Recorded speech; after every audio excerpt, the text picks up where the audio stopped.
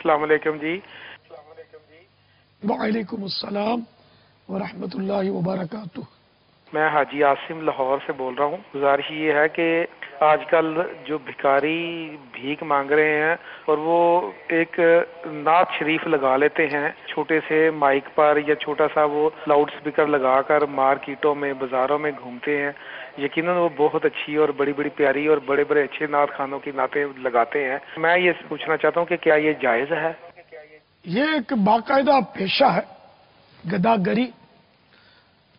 نعت شریف بھی لگاتے ہیں، تلاوت بھی لگاتے ہوں گے، بلکہ تلاوت تو خود کرتے تو میں نے دیکھا ہے کہ بیٹھ جائیں گے، شاید بعضوں کا نابینا بھی ہوتے ہیں تو یہ بیٹھ جائیں گے، چادر پھیلا دیں گے یا ویسے ہی بیٹھے، جس طرح بھیکاری بیٹھتا ہے وہ قرینے سے پتہ چل جاتا ہے کہ یہ بھیک مانگ رہا ہے، جیسے مسجد کے دروازے پر بیٹھ گیا تو تلاوت کر رہے ہوتے ہیں اور لوگ ان کو پیسے دے رہے ہوتے ہیں۔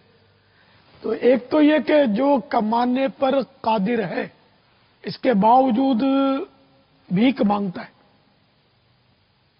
یعنی بھیک مانگنا اس نے اپنا ایک پیشہ بنا لیا، تو یہ گناہگار عذاب نار کا حقدار ہے، جہنم کی آگ جمع کر رہا۔ تو ایسوں کو دینا بھی گناہ ہے کہ گناہ پر مدد ہے۔